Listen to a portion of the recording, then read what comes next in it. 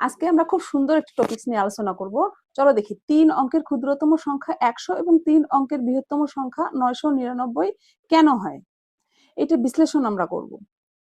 দেখো প্রথমে আমরা 1 থেকে 9 পর্যন্ত এগুলো হচ্ছে এক অঙ্কের কিন্তু সংখ্যা, এক অঙ্কের সংখ্যা বা অঙ্ক। এখানে এগুলো প্রত্যেকটাই হচ্ছে সার্থক অঙ্ক। এখন দেখো এই একের পরে আমরা যদি 2 অঙ্কের সংখ্যা নেই, অর্থাৎ 9 এর পরে কি হবে, 9 এর পরে 10 শুরু হয়, তাহলে এটা হচ্ছে এক অঙ্কের, এটা হচ্ছে এক অঙ্ক, এক অঙ্ক, ঠিক আছে, এটা হচ্ছে এক অঙ্ক।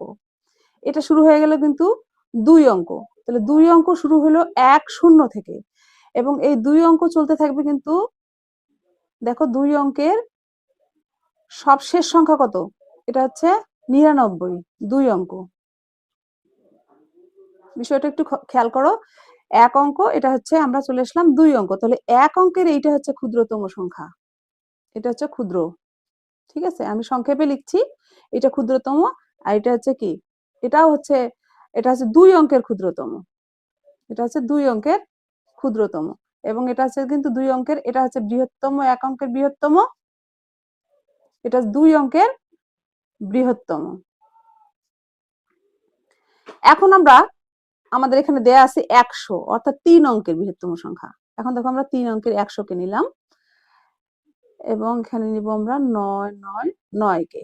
তাহলে এই নিয়ম অনুযায়ী তাহলে এটা আমাদের ক্ষুদ্রতম সংখ্যা 3 অঙ্কের, দেখো, এবং এটা হচ্ছে বৃহত্তম সংখ্যা, এটা হচ্ছে 3 অঙ্কের বৃহত্তম সংখ্যা।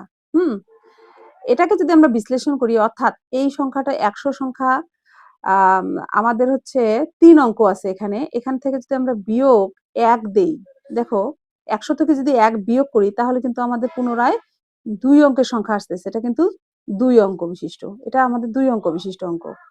এখন এখানে দেখো, এখান থেকে যদি আবার আমরা 1 যোগ করি তাহলে কত হয়ে যাচ্ছে, 1000 হয়ে যাচ্ছে, অর্থাৎ 4 অঙ্ক কিন্তু হচ্ছে, এটা হচ্ছে 4 অঙ্কের সংখ্যা হয়ে যাচ্ছে, এটা কিন্তু আমাদের 4 অঙ্ক হয়ে যাচ্ছে। তাই আমরা এই 3টা 9কেই সবচেয়ে বড় বৃহত্তম সংখ্যা জানবো, এটা হচ্ছে সবচেয়ে বৃহত্তম সংখ্যা 3 অঙ্কের, আর এটা হচ্ছে আমাদের সবচেয়ে 3 অঙ্কের সবচেয়ে ক্ষুদ্রতম সংখ্যা। যেহেতু একে আমরা এর পূর্বের সংখ্যাটা আমাদের 99, যা হচ্ছে 2 অঙ্ক বিশিষ্ট, এবং 999 হচ্ছে আমাদের বৃহত্তম, কারণ এর সঙ্গে আমরা যদি পরবর্তী আরেকটি সংখ্যা যোগ করি, 1 যোগ করি, তাহলে এটা আমাদের 4 অঙ্ক বিশিষ্ট অঙ্ক হয়ে যায়। আশা করি তোমরা এই বিষয়টা খুব সুন্দরভাবে বুঝছো এবং এটা অবশ্যই তোমরা মনে রাখবে।